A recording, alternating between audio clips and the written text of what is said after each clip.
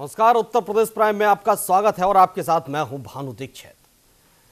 मुख्यमंत्री योगी आदित्यनाथ ने लखनऊ से बाहर कैबिनेट बैठक करने का कीर्तिमान बनाने के साथ ही प्रदेश को हर तरफ से जोड़ने के लिए सड़कों का जाल बिछाने का वाला फैसले को हरी झंडी दे दी है। प्रयागराज के कुंभ नगर में संपन्न कैबिनेट बैठक के बाद कहा कि प्रयागराज से यही कामना है कि देश को नई गति देकर हर नागरिक के जीवन को खुशहाल बनाया जाए।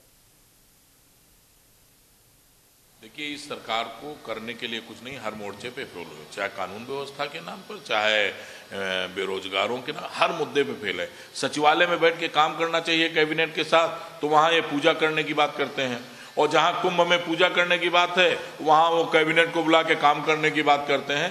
तो ये मात्र सांप्रदायिक ध्रुवीकरण है। 2019 3 राज्यों के बाद जो स्थित सर्वे भी मीडिया के जो भी आ रहे हैं उससे सरकार बौखलाई हुई है। वो उसको खुद ही नहीं पता है कि हमें कहाँ बैठ के क्या करना चाहिए। तो उन्होंने कैबिनेट में बुलाई है, वहाँ क्या करेंगे ईश्वर ही मालिक है, इनके पास काम करने का कोई तरीका नहीं।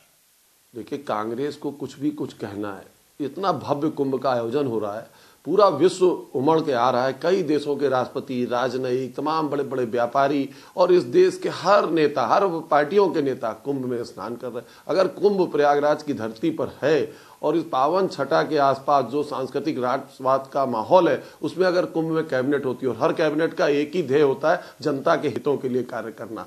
अगर जनता के हितों का कार्य प्रयागराज की धरती से प्रकट होता है तो इसमें कांग्रेस को क्या। और पूजा उपासना करना तो अभी उनके अध्यक्ष नया नया सीखे हैं। कुर्ते के ऊपर जनेऊ पहन लेते हैं, मंदिर जाने पे बैठ नहीं पाते, नमाज की तरह बैठने लगते। तो अभी पूजा उपासना की पद्धति सीखने की दौर में है कांग्रेस, और ये जब सीख ले तब टिप्पणी करे।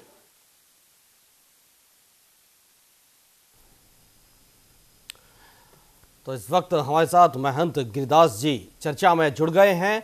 महंत गिरिदास जी, आपका स्वागत है न्यूज इंडिया पर।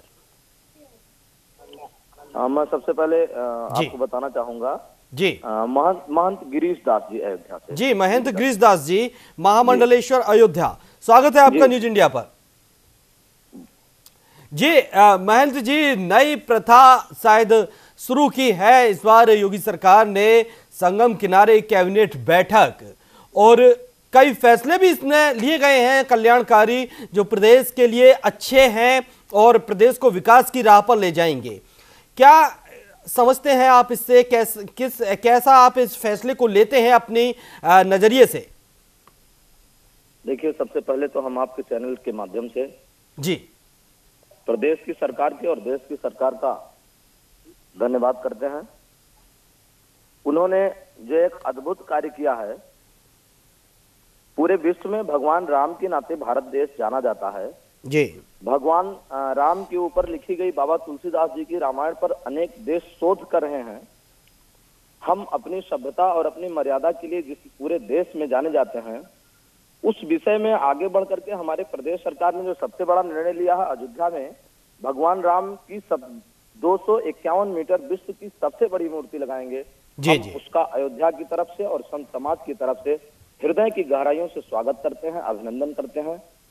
इसी प्रकार यदि पूर्व की सरकारों ने देश के लिए कार्य किया होता, जब हमारा देश स्वतंत्र हुआ तो सबसे पूर्व अंग्रेजों ने हमारी परंपरा, हमारी सभ्यता को जलाने का प्रयास किया। कहा इनकी जो सबसे मजबूत कड़ी है वह इनकी परंपरा है, इनका जो यह वेदों का ज्ञान है। जब तक हम इसमें पराजित नहीं कर पाएंगे, भारत शेर है और सोने का शेर रहेगा जी। और इस कदम में प्रदेश के मुखिया माननीय योगी जी ने जो कदम उठाया है उसका हम लोग बहुत स्वागत करते हैं, और इसी प्रकार कार्य होता रहा तो विकास तो अपने आप प्रदेश में होना है। लेकिन महंत जी, आप बात करते हैं, आप स्वागत करते हैं फैसले का कि इतनी बड़ी मूर्ति लगाएगी योगी सरकार, तो दूसरी तरफ साधु संत समाज नाराज इसलिए भी है क्योंकि राम मंदिर नहीं बन पा रहा। नहीं, ये तो संतों का जो जीवन है जी, संतों का जीवन मात्र श्री राम जी के जीवन से जुड़ करके ही रह गया है, अन्यत्र कोई उद्देश्य नहीं है। जाहिर सी बात है। हम लोगों का मानना यह है, राम भजन और साधु सेवा, रामानंद संप्रदाय की सेवा बाकी ठाकुर जी कल्याण करेंगे, कल्याण की जिम्मेदारी उनकी है। हम तिलक चंदन लगा करके इस ठाकुर जी के भेष को धारण करके हम इतना भरोसा इस प्रकार का करते हैं कि अब हमें कल्याण के बारे में सोचने की जरूरत नहीं, हमारा कल्याण ठाकुर जी करेंगे। इसलिए निरंतर हम उनके लिए प्रयासरत थे, प्रयासरत हैं, प्रयासरत रहेंगे। मार्ग जो भी हो संवैधानिक तरीके में रहते हुए, चाहे वह धर्म संसद का मार्ग हो, चाहे वह संतों की दिल्ली कूच करने का मार्ग हो, किसी भी प्रकार हमें राम जी के लिए राम जी का भव्य मंदिर मांग करके लाना है संवैधानिक दायरे में रहते हुए। चलिए ठीक है कि इस कार्य में कहीं ना कहीं प्रदेश सरकार, राज्य सरकार और केंद्र सरकार अग्रसर है। बिल्कुल रोकना चाहूंगा महंत जी आपको। इस वक्त हमारे साथ समाजवादी पार्टी के राजपाल कश्यप जी भी जुड़ गए हैं, प्रवक्ता हैं समाजवादी पार्टी के। राजपाल जी, स्वागत है आपका न्यूज इंडिया पर। जी जी, धन्यवाद। राजपाल जी, एक नई रीत इस सरकार में देखने को मिल रही है। कुंभ का वक्त चल रहा है और संगम किनारे कैबिनेट बैठक जिसमें कई योजनाओं पर मोहर भी लगी है, सड़कें बनेंगी राज्य भर में, सड़कों का जाल बिछेगा, तो लेकिन विपक्ष को ये ठीक नहीं लग रहा। आखिर क्यों? नहीं, देखिए, ठीक है, अच्छी बात है, कुंभ में अच्छी बात है। कुंभ में जाके उन्होंने वहां कैबिनेट की। कुंभ में दुनिया के लोग आते हैं, आज से थोड़ी ना, जब बीजेपी पैदा नहीं हुई तब से कुंभ हो रहा है। और अच्छी बात है, कुंभ में कहीं भी कैबिनेट बैठक कर सकते हैं, वो उनका विशेषाधिकार है, उत्तर प्रदेश के किसी भी जगह जाके कैबिनेट। लेकिन क्या उनकी बैठक में ऐसे फैसले लिए गए कि आप बेरोजगारी दूर कर देंगे? क्या ऐसे फैसले लिए गए कि किसानों की राहत मिलेगी? जो गंगा माँ की कसम खाते थे, उन्होंने क्या गंगा माँ साफ कर दी जो गंगा माँ के नाम पे बने थे?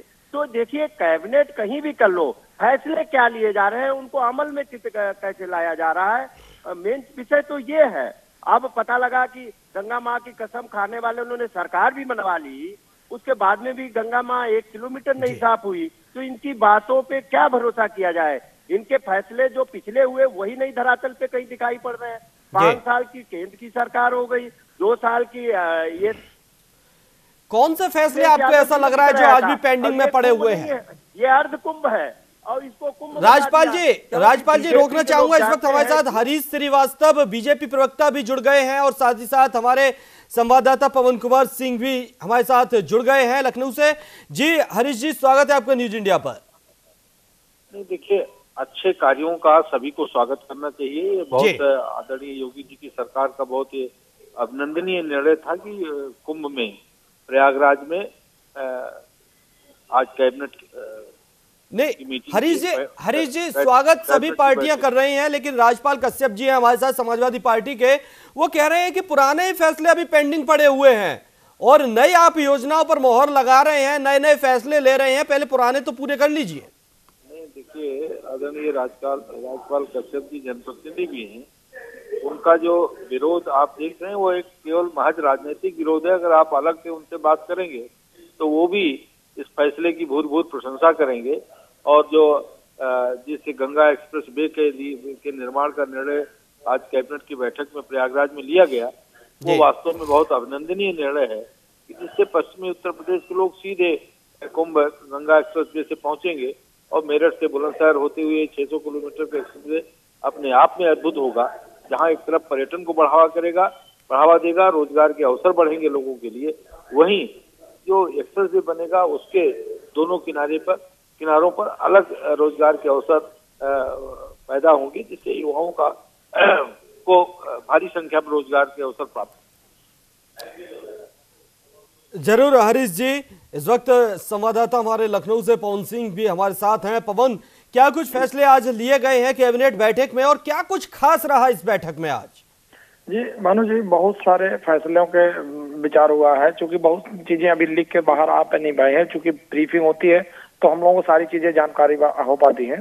अभी जो फिलहाल मोटे मोटे मुद्दों पे जो लिया गया फैसला, चूंकि पहले से डिसाइड था कि कुंभ में अपनी बार कैबिनेट बैठक की जाएगी, ये मुख्यमंत्री जी का एक एजेंडे में था और इससे ये बताना चाह रहे थे कि हम बहुत सारे लोगों का सम्मान करते हैं, साधु संतों और बहुत सारी चीजें, नई चीजों में हम जो है पहल करके और कुछ अच्छा करने की कोशिश करने के हैं।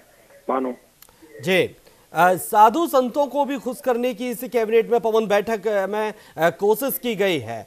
किस तरह से वो कोशिश की गई है साधु संतों को खुश करने के लिए, और लोकसभा चुनावों को देखते हुए क्या सरकार की ये स्कीम, ये योजना कारगर हो पाएगी? जी भानु जी, इसमें बहुत सारी चीजें हैं, जैसे कि साधु संत काफी नाराज थे। अभी बीच में अयोध्या मंदिर के मामले में बहुत ज्यादा ये लोग मीटिंग किए थे और ये अल्टीमेटम दिए थे कि अगर कहीं अयोध्या मुद्दे पर कोई बात नहीं होती है तो हम लोग यहाँ प्रयाग से सीधा हम लोग अयोध्या चलेंगे मंदिर बनाने के लिए। क्योंकि पिछले 5 सालों से ये इंतजार रहा कि हो सकता मंदिर पे कुछ बड़ी बात हो या कुछ हो, क्योंकि इस समय केंद्र में और राज्य में दोनों सरकार बीजेपी की है। इसी सरकार से सारे लोगों को पूरी आस्था जुड़ी हुई है कि इस मंदिर पे मुद्दे पे कोई नया फैसला या कुछ हो पाएगा। तो इस मुद्दे को कोई अभी तक हल नहीं मिला, ये भी एक बात थी मन में। और वहाँ कुंभ में रख के ऐसा बताया गया कि ठीक है हम लोग आपके साथ हैं, लेकिन कोशिश कर रहे हैं। अभी कोई क्लियर जो है बात अभी सामने नहीं आई है भानु। जरूर जरूर पवन आवाजाद महंत महामंडलेश्वर अयोध्या से महंत गिरीश दास जी हैं। गिरीश दास जी, क्या नाराजगी अभी भी साधु संतों की बरकरार रहेगी या इतना बड़ा इतना भव्य कुंभ सरकार ने करवा दिया है, सरकार करवा रही है, इतने बड़े बड़े फैसले ले रही है जिनका आप भी स्वागत कर रहे हैं, तो इसके बाद अब नाराजगी दूर होगी या अभी भी राम मंदिर पर अड़े हुए हैं साधु संत? देखिए, नाराजगी तो संतों में कभी रही नहीं जी, लेकिन जहां पर अगर नाराज हुए तो वो संत कैसे, जहां पर बात रामलला की आ जाती है वहां पर नाराजगी नहीं। रामलला के लिए कुछ भी करने के लिए अयोध्या के संत या विश्व के संत तैयार हैं। किसी भी प्रकार का प्रयास करना पड़े और एकजुट होकर के धर्म संसद के माध्यम से, जिस माध्यम से राज्य की सरकार को और केंद्र की सरकार को सही सलाह देकर के राम मंदिर की मांग संतों ने किया है, संवैधानिक तरीके में रह करके। और कहीं ना कहीं संतों को ऐसा लग भी रहा है, ऐसा आभास भी हो रहा है कि बहुत जल्द ही राम मंदिर का कार्य शुरू होने वाला है। एक और नई जानकारी हुई है कि सरकार की तरफ से एक हाई कोर्ट में अपील की गई है कि विवादित भूमि जो अधिग्रहित है जी 68 एकड़, उसमें से 2.77 एकड़ पर ही भूमि पर विवाद चल रहा है कोर्ट में। तो 64.23 एकड़ को राम जन्मभूमि, यानी कि उम्मीद अभी जाग रही है, उम्मीद अभी बरकरार है, राम मंदिर शायद लोकसभा चुनाव से पहले बन जाएगा। उम्मीद बरकरार नहीं है, विश्वास पूरी तरह है कि राम मंदिर का काम निश्चित शुरू होगा। यह अयोध्या के संतों का और बल्कि पूरे विश्व के संतों का जरूर विश्वास है, निश्चित काम शुरू होगा। चलिए ठीक है। राजपाल जी, आप कह रहे हैं कि पुरानी योजनाएं अभी पेंडिंग पड़ी है, कौन कौन सी योजनाएं पेंडिंग पड़ी हैं और जो फैसले अभी सरकार ने आज लिए हैं कैबिनेट बैठक में, क्या लगता है ये धरातल पर जल्द उतर पाएंगे? जी क्या बोले आप?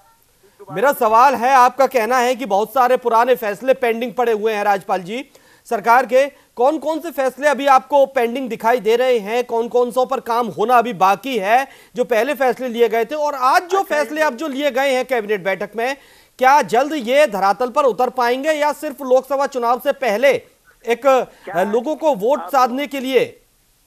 आपके चैनल को जनता भी सुन रही होगी, क्या पूरे प्रदेश में गड्ढा मुक्ति खत्म हो गई? गड्ढे सड़कें अच्छी बन गई?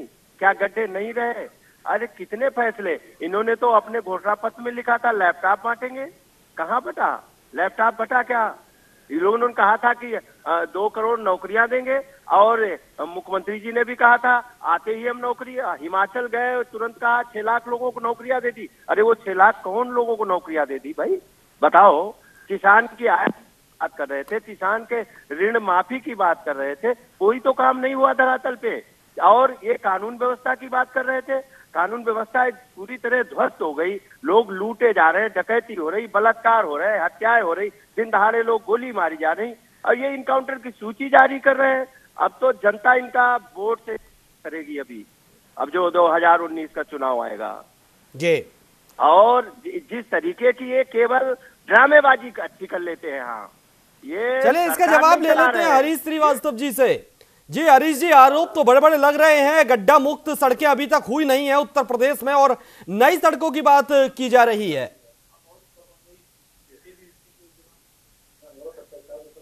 हरीश जी, आवाज पहुंच रही है आप तक मेरी? जी जी जी, जी विपक्ष आरोप लगा रहा है कि पुराने फैसले नहीं अभी पूरे हो पाए हैं, गड्ढा मुक्त सड़कें नहीं हो पाई हैं, नई सड़कों की बात की जा रही है, सिर्फ ड्रामेबाजी हो रही है। विपक्ष को तो खुद शर्म आनी चाहिए जिन्होंने पूरे प्रदेश की सड़कों में गड्ढे किए थे। अब देखिए कि गंगा एक्सप्रेसवे के साथ साथ बुंदेलखंड एक्सप्रेसवे जो 296 किलोमीटर का है, उस पे भी क्रियान्वयन की का निर्णय शुरू हो गया यूटीसी मोड में, और गोरखपुर लिंक वे का भी काम करने का कार्य योजना पे मोहर लगा दी कैबिनेट ने। तो ये जो विपक्ष के आरोप हैं, इनको जो सकारात्मक निर्णय है सरकार के, उनके समर्थन में आना चाहिए, ताकि प्रदेश की जनता ये महसूस कर सके कि विपक्ष का रोल सकारात्मक रोल है। नकारात्मक बातें करने से उसका नुकसान ही विपक्ष को ही होगा। जी राजपाल जी क्या कहेंगे? देखिए, ये है कि कम से कम कुछ काम धरातल पे उतारना चाहिए। 5 साल पूरी केंद्र सरकार को हो गया, 2 साल इनके हो गए। कानून व्यवस्था पे बताएं, कितनी कानून व्यवस्था दुरुस्त करने के लिए कितनी गाड़ियां खरीदी इन्होंने थानों के लिए, कितने सिपाही भर्ती कर दिए इन्होंने। ये सारी परीक्षाएं लीक हो रही, सारे पेपर निरस्त हो रहे, बेरोजगार दर एक वैकेंसी पे लाखों फार्म पड़ रहे हैं। लोग, आप भर्ती वाले दिन देख लीजिए, कितना कोई पार्क में सो रहा, कोई कहीं सो रहा, कोई तो काम नहीं किया। शिक्षक परेशान, सब लोग। वित्त विहीन शिक्षकों को पैसा दे रहे थे माननीय अखिलेश जी, वो भी बंद कर दिया। ये समाजवादी पेंशन 55 लाख गरीब महिलाओं को मिल रही थी। आपको समाजवादी से चिढ़ है, तो चिढ़ है समाजवादी से, तो आपने महापुरुष के नाम पे प्रारंभ कर देते। अरे महिलाओं को कुछ तो देते, गरीब महिलाओं को। ये केवल जो काम हुए उनकी जांच कराएंगे। अरे कोई अपना भी तो काम करो, उद्घाटन का उद्घाटन कर रहे हो आप, कोई अपना विजन बताओ जिसका अभी तक कोई फीता काटा हो आपने। जवाब देंगे, इसका भी जवाब देंगे जी। हरीश जी इसका जवाब देंगे। हरीश जी काफी आरोप लगा दिए हैं, नई योजनाएं तो आप ला रहे हैं, लेकिन पुरानियों पर सवाल उठते खड़े दिख रहे हैं। शायद हरीश जी से संपर्क टूट गया है। जी पवन, विपक्ष के काफी आरोप भी लग रहे हैं, जैसे सड़कों की बात हो रही है, लेकिन बात भी ये ठीक है कि अभी तक गड्ढा मुक्त सड़कें हुई नहीं और आप नई सड़कों की बात बनाने की कर रहे हैं। जी भानु जी, बिल्कुल सही है कि बहुत सारी सड़कें ऐसी हैं जिसमें अभी भी गड्ढे बने हुए हैं, और कुछ सड़कें ऐसी हैं जो अपूर्ण पड़ी हुई हैं, और नई योजनाएं आती जा रही हैं, उसका क्रियान्वयन पूर्ण रूप से हो नहीं पा रहा है। ये तो बिल्कुल सही है, क्योंकि मुख्यमंत्री शपथ लेते ही उन्होंने कहा था कि पिछले 6 महीने के अंदर जितनी भी सड़कें हैं सारी गड्ढा मुक्त हो जाएंगी पूरे प्रदेश के अंदर, जो आज तक अभी भी नहीं हो पाई हैं। लखनऊ प्रदेश का मुख्यालय है, लेकिन यहाँ भी अभी मतलब अलग अलग जगहों पे ऐसी कुछ सड़कें मिल जाएंगी जहाँ पे आज भी गड्ढा नहीं समाप्त हो पाया है। भानु जी पवन, कुंभ में संगम किनारे कैबिनेट बैठक की जाती है, इसका क्या उद्देश्य है सरकार का? यहाँ बैठक करने का क्या नजरिया है सरकार का? भानु जी, इस समय स्थितियां ऐसी हैं कि चूंकि चुनाव सामने है और बहुत सारी चीजें, सरकार की जो सोच और समझ और क्रियान्वयन जो कार्य करने का ढंग है वो सब राजनीतिक रूप से हो गया और चुनावी मूड में सारी पार्टियां आ चुकी हैं। तो जो भी क्रियाकलाप हो रहे हैं इसमें कहीं न कहीं से अंदर खाने चुनावी बू है, और चुनाव की बात को ध्यान में रख के ही कोई कार्य किया जा रहा है। मानो जी महंत गिरीश दास जी, सरकार ने पहले ही कह दिया है कि भाई राम मंदिर का मामला सुप्रीम कोर्ट में चल रहा है, उससे पहले कुछ नहीं हो सकता है। पहले सुप्रीम कोर्ट के फैसले का इंतजार किया जाएगा, उसके बाद राम मंदिर पर काम होगा अगर पक्ष में फैसला आता है। और उम्मीद जताई जा रही है कि पक्ष में फैसला आएगा, उसके बाद राम मंदिर बनेगा। तो ऐसे में कुंभ भी हुआ, अब कैबिनेट सरकार साधु संतों के बीच में जाकर उनका आशीर्वाद लेती है कैबिनेट बैठक के रूप में, इतना भव्य कुंभ भी करवा रही है, साधुओं को मनाने की भी कोशिश की जा रही है। अगर लोकसभा चुनाव से पहले राम मंदिर पर कोई फैसला नहीं आया या राम मंदिर का कार्य शुरू नहीं हुआ तो साधु संतों का रुख क्या रहेगा? देखिए, सबसे पहले तो सरकार को इस विशाल कुंभ के लिए जो विशाल हृदय किया है उसके लिए मैं धन्यवाद देना चाहता हूं जी। और इसके बाद आपने चर्चा किया राम मंदिर पर, यदि सरकार ने कुछ नहीं किया तो जी, इसके लिए बहुत पूर्व ही, इसके पूर्व सरकार को धर्मादेश के माध्यम से संदेश दिया जा चुका है कि बहुत दिनों तक इंतजार हुआ। राम जी के लिए तन समर्पित, मन समर्पित और मेरा जीवन समर्पित, इतना ही कहना चाहूंगा जी। और संतों का एक बहुत बड़ा समूह राम जन्मभूमि के लिए पूरी तरह से तैयार बैठा हुआ है और सरकार को यह धर्मादेश दिया जा चुका है धर्म सभा के माध्यम से जी। किसी भी तरह का कोई आंदोलन करने के लिए संत समाज तैयार है, बशर्ते तब जब राम जन्मभूमि के लिए सरकार कुछ नहीं करेगी तब। अभी तो संतों का हृदय इतना दयालु है कि वो पूरी तरह माननीय मोदी जी पर और योगी जी पर पूरी तरह आश्वस्त है और यह विश्वास है कि 2019 के चुनाव के पूर्व ही राम मंदिर के लिए कुछ न कुछ होगा और ऐसा सरकार करेगी ये संतों का विश्वास है। यानी कि संतों का आशीर्वाद एक बार फिर से अगर पाना है सरकार को तो राम मंदिर पर काम शुरू होना चाहिए। बिल्कुल शुरू होना चाहिए। राम मंदिर तो हमारे रग रग में बैठा हुआ है और जो जितने भी पूरे विश्व में, भारत के नहीं अन्यत्र देशों में जो भी हमारे हिंदू भाई हैं, उनकी आस्था के प्रतीक हैं राम। तो आस्था से खिलवाड़ हिंदू धर्म कैसे बर्दाश्त करेगा? जी राजपाल कश्यप जी, साधु संतों को मनाने की कोशिश तो की जा रही है, साथ ही साथ विकास की बयार भी बहाने की कोशिश की जा रही है। बैठकों में ताबड़तोड़ फैसले लिए जा रहे हैं, योजनाएं बन रही हैं, उन पर मोहर लग रही है। लेकिन क्या लोकसभा चुनाव से पहले ये योजना धरातल पर उतर पाएंगी? ये भी एक बड़ा सवाल है। देखिए, इन्होंने योजना आते ही बनाई थी एंटी रोमियो जी। तो राजधानी में हालत क्या है? कहाँ एंटी रोमियो है? लड़कियां स्कूल जाती हैं, किडनैप कर ली जा रही हैं, मार दी जा रही हैं। पॉलिटेक्निक की लड़की मारी, कितनी बच्चे मारे गए, कितनी लड़कियां मारी गई, कितने बलात्कार हो गए। कहाँ एंटी रोमियो? देखिए, ये धरातल पे कोई काम नहीं, इनकी काम करने की ना इच्छा शक्ति है और ना काम करने का इनका सलीका है और न इनको जानकारी है। ये केवल ढकोसलेबाजी करके, कोरी घोषणाएं करके। माननीय अखिलेश यादव जी ने प्रत्येक थाने में गाड़ी दे दी थी, प्रत्येक जगह 100 नंबर जो अमेरिका की तर्ज पे बनाने का काम किया था, एम्बुलेंस चल रही। ये कुछ धरातल पे काम। माननीय अखिलेश जी भी तो कुंभ करवाए थे, उनके जमाने में भी महाकुंभ हुआ था। हमने कभी मार्केटिंग नहीं की उसकी, हमने उससे वोट बैंक के लिए नहीं किया, हमने वो तो पता नहीं कब से चला आ रहा, उसको भव्य तरीके से कराया था। हार्वर्ड यूनिवर्सिटी ने भी सम्मानित किया। और कुंभ में तो हम ये तो हमारा आस्था का विषय है। माननीय अखिलेश जी भी गए थे कुंभ नहाने, अभी नहा के आए, और इनसे योगी बाबा जी से पहले नहा के आए। तो देखिए, ये तो हमारा, किसको हम भगवान को मानते हैं, पूछते हैं, और हम लोग हमारे आराध्य हैं। हाँ, लेकिन ये बताइए कि क्या फैसले लिए? गंगा जल लेके कसम खाएं कि बेरोजगारी इतने घंटे में दूर कर देंगे, इतने दिन में दूर कर देंगे। हाँ, गंगा जल का कसम खा के कहें कि सड़कें हम इतने दिनों में राजपाल कर जी, देंगे। ये बड़ा सवाल है। जी राजपाल जी, बिल्कुल बड़ा सवाल है कि योजनाएं तो बनती हैं लेकिन धरातल पर कब उतरती हैं और कब दम तोड़ देती हैं, ये देखने वाली बात होगी। फिलहाल उत्तर प्रदेश प्राइम की इस चर्चा में इतना ही। दीजिए इजाजत। आप सभी मेहमानों का शामिल होने के लिए बहुत बहुत शुक्रिया। तो फिलहाल इतना ही इस चर्चा में।